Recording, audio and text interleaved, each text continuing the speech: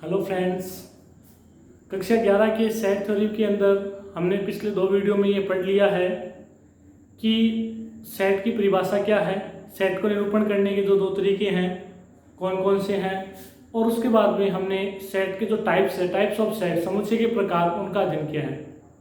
जो आज का अपना वीडियो है इसमें हम उसके आगे का पार्ट देखेंगे कि जहां हमने पिछला वीडियो ड्रॉप किया था जो कि सब सेट यानी कि उपसमुच्चय के ऊपर था। तो आपका सेट थ्योरी में ये आपका तीसरा वीडियो है, सेट थ्योरी का ये तीसरा वीडियो है।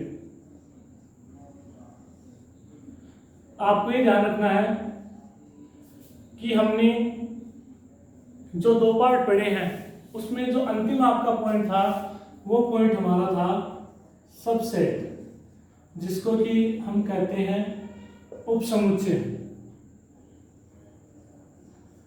क्या होता है उपसमुच्चय, इसके बारे में हम पढ़ चुके हैं कि अगर ए और बी 2 समुच्चय हैं, ए और बी 2 समुच्चय इस प्रकार से हैं कि ए के सारे अवयव बी में हो, ए के सारे अवयव बी में हो तो ए बी का उपसमुच्चय कहलाता है। ये हमने पढ़ा है और हम इसको रिप्रेजेंट करते हैं ऐसे, ए इज सबसेट ऑफ बी। ए के सारे अवयव अगर बी में आ जाएं तो ए बी का उपसमुच्चय कहलाता है। हम इसको कहते हैं सबसेट यानी कि उपसमुच्चय, और जो बी है वो आपका कहलाता है सुपरसेट। बी को क्या कहेंगे? सुपरसेट यानी कि अधिसमुच्चय।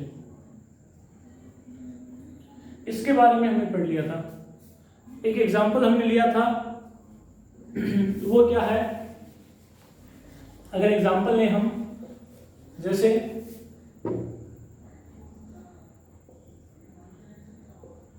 ये एक सेट आपको दे दिया 1 2 3 और ये कह दिया ए के सभी संभव उपसमुच्चयों को लिखिए। ए के सभी संभव उपसमुच्चयों को लिखिए। तो ध्यान रहे, इसके सभी जो संभव उपसमुच्चय हैं उसमें जो पहला आ जाएगा 5, जो कि रिक्त समुच्चय, इसको हम कहते हैं 5 यानी कि null set, void set, empty set, एक ही बात है, रिक्त समुच्चय। इसके बाद में जो एक एक अवयव वाले हैं, जैसे 1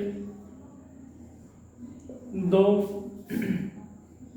3, एक एक अवयव वाले समुच्चय जो आ रहे हैं वो इसके उपसमुच्चय हो जाएंगे। उसके बाद में आएंगे 2 2 अवयवों वाले, जैसे कि 1 2, उसके बाद में 2 3, उसके बाद में 1 3। तो ये भी क्या है? उपसमुच्चय है। किसके उपसमुच्चय है? ए के। यानी कि ए के अगर हमने उपसमुच्चय पूछे कि इसके उपसमुच्चय कौन कौन से हैं, तो हम सबसे पहले वो समुच्चय लेंगे जिसमें एक भी अवयव नहीं है, जो कि आपका 5 है। दूसरा फिर हम ये लेंगे जिसमें एक एक समुच्चय आ रहा है, तो एक एक अवयव आ रहा है, सॉरी, वो समुच्चय लेंगे जिसमें एक ही अवयव आ रहा है। तो एक अवयव ये रहा और ये आ गया। इसके बाद में हम लेते हैं उन अवयवों को जो संख्या में 2 है, तो 1 2 2 3 और 1 3। इसके बाद में हम लेंगे जिसमें 2 से ज्यादा यानी कि 3 है, तो 3 है, यानी कि ये स्वयं आ जाएगा 1 2 3। ठीक है, ये सारे के सारे आपके इसके सभी उपसमुच्चय। एक मैंने लिख दिया ए बी, तो इसके क्या क्या हो जाएंगे? इसके उपसमुच्चय ए बी के उपसमुच्चय में आपके पास आ जाएगा 5 ए और बी और ए बी। अब देखो, एक इसमें बात निकल के ये सामने आती है, जो 5 जो होगा वो सभी समुच्चय का उपसमुच्चय होता है। यानी कि 5 जो है वो सभी का क्या है? फॉर एवरी ए, सभी का उपसमुच्चय है। 5 इज सबसेट ऑफ ए, इसका मतलब क्या हो गया? 5 इज सबसेट ऑफ ए।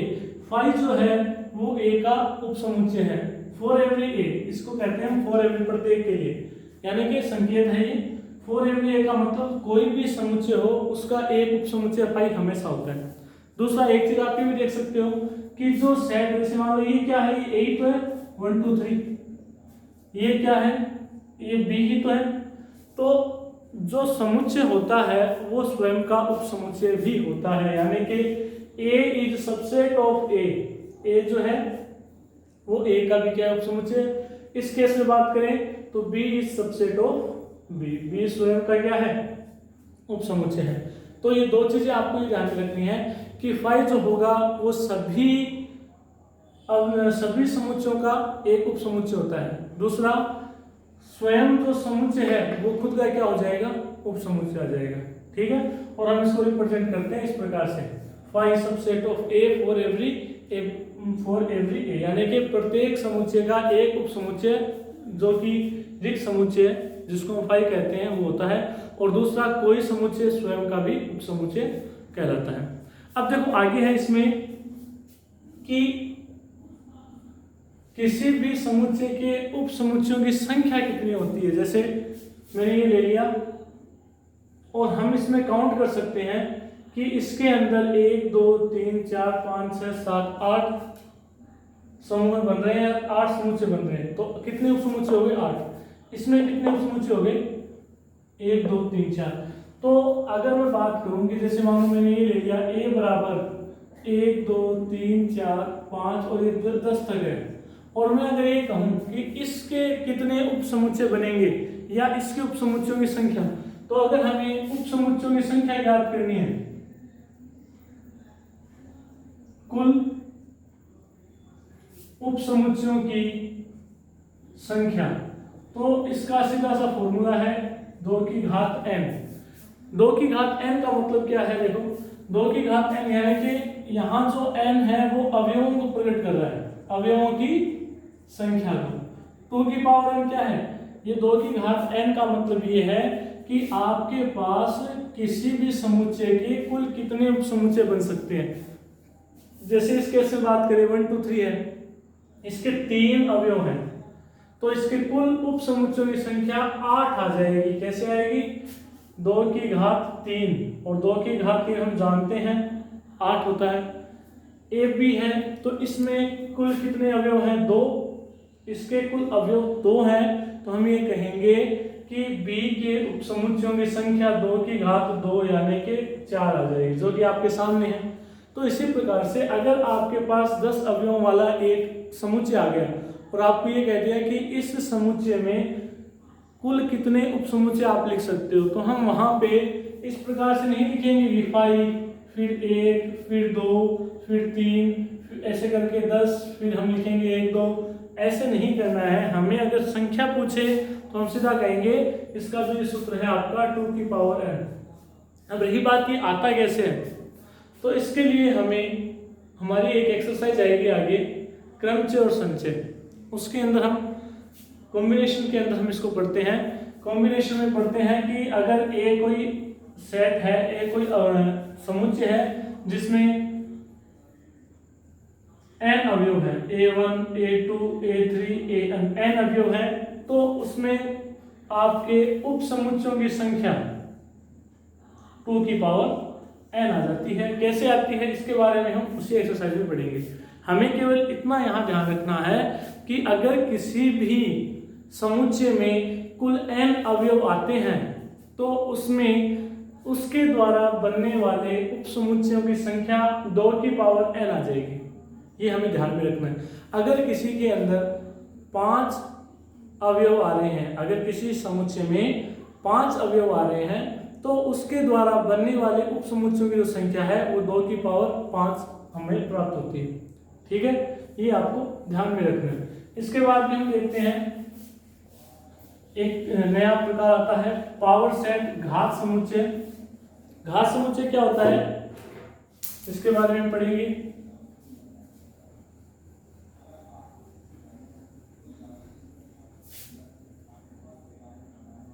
घात समुच्चय जिसको क्या कहते हैं पावर सेट। देखो घात समुच्चय क्या है, वैसे देखा जाए तो ये भी एक समुच्चय है। घात समुच्चय एक समुच्चय का ही प्रकार है, लेकिन अगर आपके पास कोई समुच्चय दिया हुआ है, अगर आपके पास कोई समुच्चय दिया हुआ है और आपने उस समुच्चय के सभी उपसमुच्चय बना लिए, तो पावर सेट जो है आपका घात समुच्चय कहलाता है कि किसी समुच्चय के सभी उपसमुच्चयों को समाहित करने वाला समुच्चय। किसी समुच्चय के सभी उपसमुच्चयों को समाहित करने वाला, जैसे मान लो अभी हमने उदाहरण लिया था कि a बराबर 1, 2 और 3, तो हमने देखा था कि a का मान क्या है, 1, 2, 3। a के अवयव कौन कौन से हैं, 1, 2, 3 है। तो इसके जो उपसमुच्चय आएंगे, इसके जो उपसमुच्चय कौन से हैं, सबसे पहला है 5, फिर है 1, 2, 3, 1, 2, 2, 3, 1, 3। इन सभी का एक ही समुच्चय बना दो, यानी कि ऐसे 5, 1, 2, 3, 1, 2, 2, 3, 1 और 3। ये जो आता है आपका, ये आपका क्या कहलाता है, ये आपका पावर सेट कहलाता है।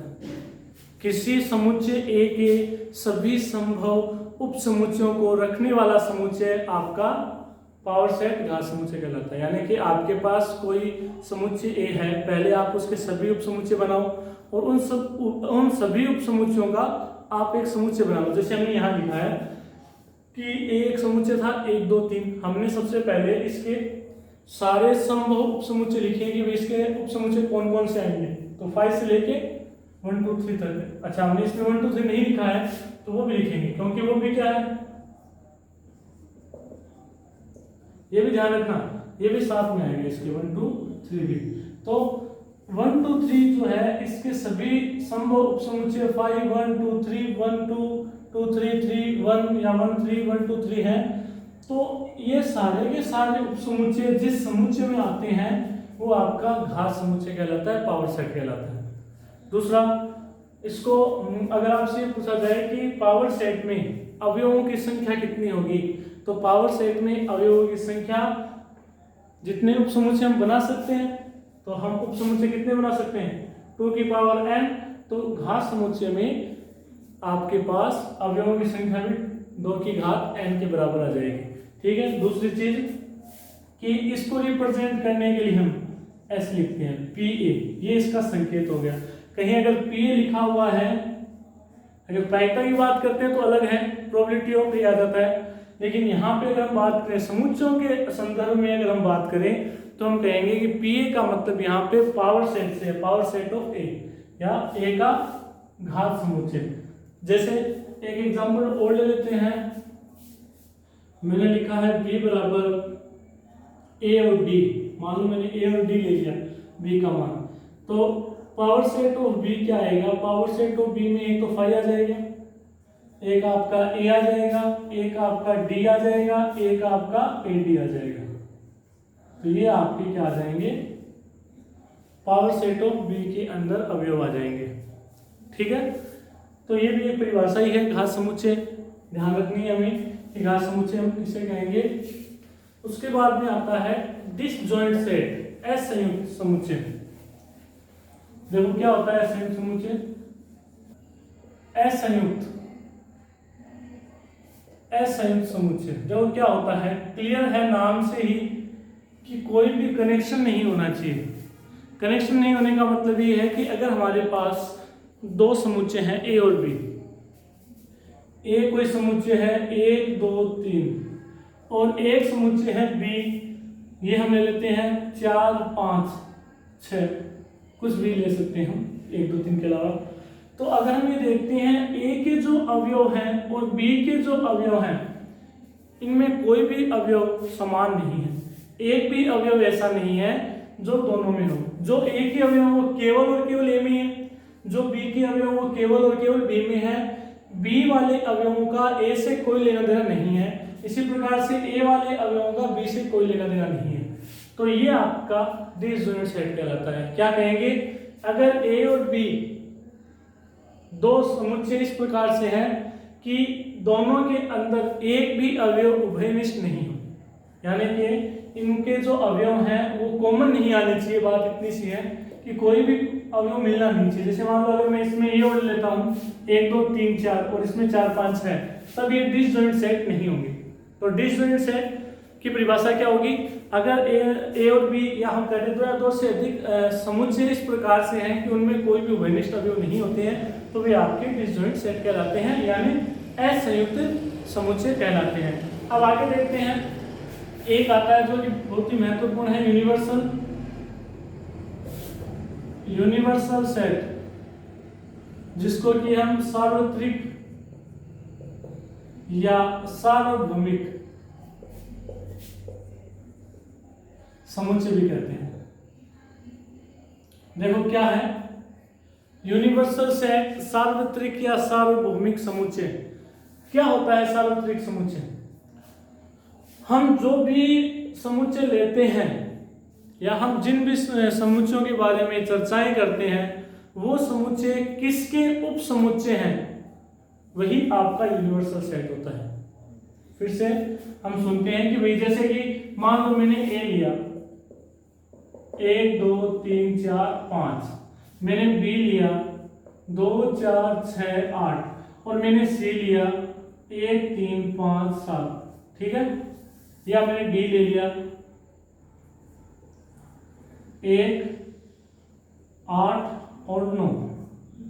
तो ये सारे के सारे जो समुच्चय हैं जिनके बारे में हम चर्चा कर रहे हैं, ये किस समुच्चय के उपसमुच्चय हैं?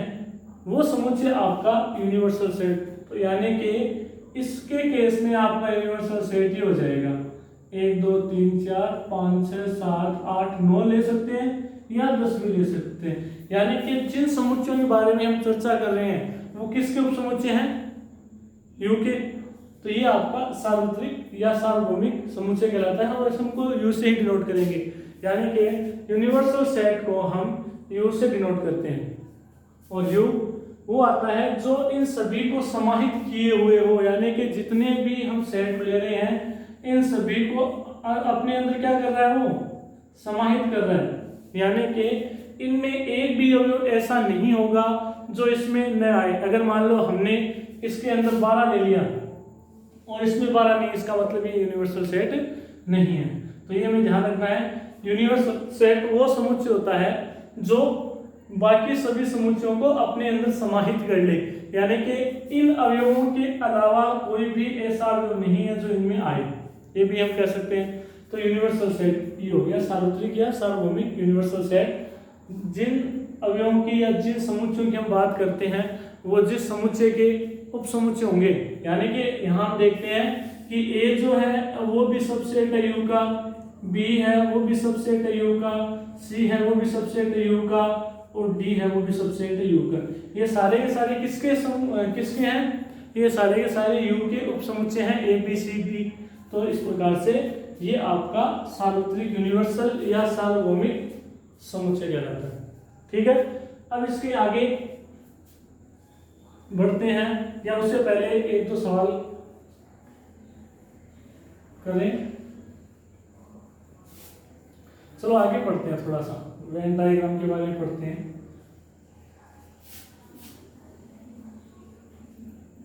देखो आगे है आपके आयलर वेन डायग्राम।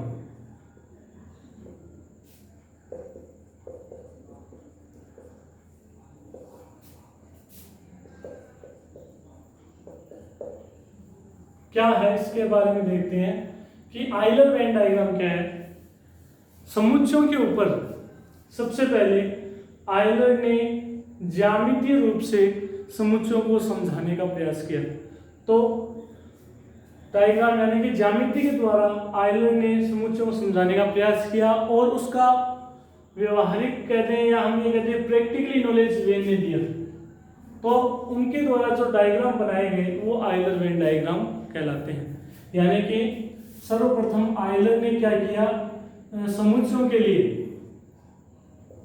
समुच्चयों को समझाने के लिए कुछ ज्यामितीय आकृतियां दी गई, जिसके अंदर जो सार्वत्रिक समुच्चय जिसके बारे में हमने बात की थी, सार्वत्रिक समुच्चय को एक आयत के रूप में और अन्य जो इसके उपसमुच्चय हैं उनको वृत्त या आयत के, उनको भी हमने वृत्ताकार कह दें या आयताकार कह दें, इस प्रकार से व्यक्त किया आयलर ने। लेकिन उसका व्यवहारिक ज्ञान हम कहें या हम ये कहें कि प्रैक्टिकल नॉलेज है वो वेन ने दिया था, तो इसको हम वेन डायग्राम भी बोलते हैं। तो आयलर वेन डायग्राम भी कह सकते हैं या केवल आपके वेन डायग्राम, यानी कि सवाल में ये भी आ सकता है कि वेन डायग्राम की सहायता से, वेन आलेख हिंदी में अगर हम लिखें इसको तो ये है आयलर वेन आलेख, Euler Venn diagram. Euler Venn diagram क्या है? समुच्चयों को प्रदर्शित करने के लिए आयलर ने जो ज्यामितीय संरचनाएं दी उसको बाद में वेन ने क्या किया, प्रैक्टिकली करके सॉल्व किया। तो इस जो डायग्राम हमें प्राप्त हुए वो आपके आयलर वेन डायग्राम है। अब इसके ऊपर सवाल कैसे होते हैं उससे पहले हमें ये देखना है कि इसमें आयलर ने क्या किया, जो यूनिवर्सल सेट है उसको आयत के रूप में और जो इसके उपसमुच्चय हैं उनको वृत्त के रूप में व्यक्त किया गया है। ठीक है, ये आपका आयलर वेन डायग्राम है। देखो कैसे,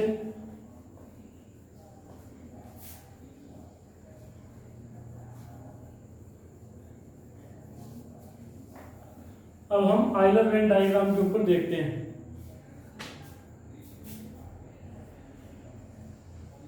ये आपका U है, ये A है, ये B है।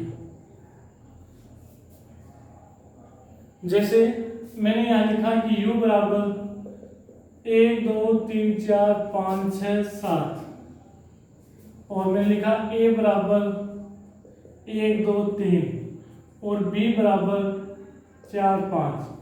ठीक है, और आपको ये कह दिया कि वेन आलेख की सहायता से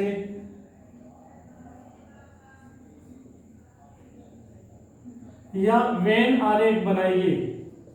अगर ये सवाल आ जाता है कि इनका आपको वेन आरेख बनाना है तो हम क्या करते हैं, हम इस प्रकार से एक आयत जिसको कि हम यूनिवर्सल सेट कहते हैं, इस यूनिवर्सल सेट के अंदर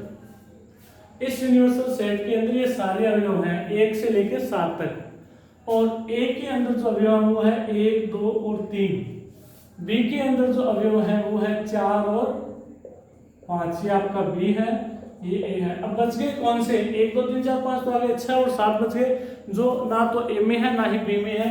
तो ये 6 और 7 आप कहीं पे भी इसके अंदर दर्शा सकते हो। ये आपका रिप्रेजेंटेशन जो है वो आपका वेन डायग्राम के द्वारा समझाया गया है कि हम इस प्रकार से वेन आरेख को समझा सकते हैं। ठीक है, और देखते हैं, जैसे मैंने U यही रखता हूं मैं और A यही रखता हूं, मान लो A नहीं हो तब हम वेन डायग्राम बनाइए। अगर आपके पास ये आ जाए U का मान ये है, A का मान ये है और वेन आरेख बनाना है तो ये आपका U आ गया जिसके अंदर ये सारी संख्याएं हैं जो कि 1 से लेकर 7 तक की है। और अब आपको A बनाना है जो जिसमें कि 1 2 3 ही है, तो ये 1 2 और 3 आ गया। जो बची हुई संख्याएं हैं 4 5 6 7, 4 5 6, ये आप अपनी मर्जी से कहीं पे भी इस आयत के अंदर लिख सकते हो। ये आपका आ गया U और ये आ गया A। देखो A जो है वो U का यहाँ सबसे आ रहा है, ये भी हमें ध्यान रखना है कि जो A B C जो भी आएंगे वो हमेशा यूनिवर्सल सेट के उपसमुच्चय होंगे। ठीक है, आगे देखते हैं कि मैंने ये कह दिया ये A है और B जो है वो है 2 3, A और B है 2 3, तो B है वो A का भी क्या है उपसमुच्चय। मतलब इसको कैसे बनाते हैं, ये आपका यूनिवर्सल सेट, इसमें कोई बदलाव नहीं होगा। यूनिवर्सल सेट जो था पहले में, दूसरे में, तीसरे में, वो अब भी यही है। A का मान है 1 2 3 और B का मान है 1 2। तो देखो ये मैंने B ले लिया जिसमें 1 और 2 आ गया, और मैं ये लूंगा A ताकि इसमें 3 और आ जाए। तो यहाँ पे इसके हिसाब से सॉरी B में 2 3 है तो यहाँ पे हमें 2 और 3 लेना है, B में 2 और 3 लेना है और A में 1 2 3 लेना है। बाकी बचे हुए जो है 4 5 6 और 7 ये आपकी U में आ जाएंगे। तो यहाँ पे जो B है ये A का सबसेट है और A और B दोनों जो है वो U के सबसेट तो खैर है ही, लेकिन ये ध्यान रखना है B जो है वो A का भी सबसेट है, उप समुच्चय है। तो इस प्रकार से हम ये कह सकते हैं कि हम इनको वेन डायग्राम के द्वारा दर्शाएंगे। और ये 3 एग्जाम्पल हमने यहाँ लिए हैं, और भी ले सकते हैं, जैसे कि मान लो मैंने ये कह दिया कि ए का मान 1 2 3 4, बी का मान हमारा 2 और 3 है, और यू आपका यही है जो कि हम ले रहे हैं। तो इसका वेन डायग्राम कैसे आएगा? तो इसका वेन डायग्राम मैं यहाँ बना रहा हूँ कि यू का मान तो 1 से लेके 7 तक है, ए का मान आपका 1 से लेके 4 तक है, और बी का मान हमारा 2 3 5 से ले लेते हैं, 2 3 5 है। तो ये हमारा सवाल है। तो देखो यहाँ दिखाई दे रहा है ना ये। तो हम क्या करेंगे ये आपका यू आ गया। अब आप बनाओ ए का। ए में अवयव है 1 2 3 4, ये रहा ए जिसके अवयव 1 2 3 4। फिर हम बी बनाएंगे। तो क्या बी और ए में कोई ऐसे अवयव हैं क्या जो कॉमन आ रहे हैं? तो हम ये देखते हैं कि यहाँ पे 2 और 3 ऐसे अवयव हैं जो ए में भी है, बी में भी है। इसका मतलब जब हम बी का वृत्त बनाते हैं तो उसमें 2 और 3 इसमें भी आएंगे और 2 और 3 इसमें भी आएंगे। छोटे बड़े से कोई मतलब नहीं, यहाँ पे हम बराबर वृत्त भी बना सकते हैं, छोटा बड़ा भी बना सकते हैं, अवयवों के हिसाब से है। यहाँ पे 1 और 4 है, ये रहा 1 4, इसके पास रह गया 5 और 6, और यूनिवर्सल सेट में 1 से 7 तक है। तो 1 2 3 4 5 6 तो आगे 7 है, जो ना तो इसमें आएगा ना ही इस वृत्त में आएगा। कहने का मतलब यही है कि वेन डायग्राम के अंदर हम हमेशा यूनिवर्सल सेट को एक बड़े आयत के रूप में प्रदर्शित करेंगे, और शेष सभी अवयवों को हम मुख्यतः वृत्त के द्वारा ही निरूपित करते हैं। ठीक है, ये आपके वेन आरेख हैं जो कि हमें समझ में आने चाहिए कि वेन आरेख को हम किस प्रकार से बनाते हैं। अब जरूरी नहीं है कि इसमें 1 या 2 ही उप समुच्चय आए, 3 भी आ सकते हैं। 3 आए तो भी हम क्या करेंगे, आपका यूनिवर्सल सेट है, इसमें तीनों अलग अलग बना दो, अगर कोई तीनों डिसजॉइंट है तो भाई हमने ये कंडीशन देखी थी। इसमें अगर हम देखते हैं तो हम ये कह सकते हैं कि ए और बी दोनों क्या है, असंयुक्त है, असंयुक्त समुच्चय है। देखो असंयुक्त समुच्चय इसलिए है कि ए और बी में कुछ भी यहाँ पे कॉमन नहीं आ रहा है। तो इस प्रकार से हम समुच्चयों को वेन डायग्राम से भी या वेन आलेख से भी समझा सकते हैं। आई बात समझ में? तो ये आपका वेन आलेख आ गया है। ठीक है, तो इस प्रकार से जो आज का अपना वीडियो है उसके अंदर हमने सबसे पहले ये देखा था कि उपसमुच्चयों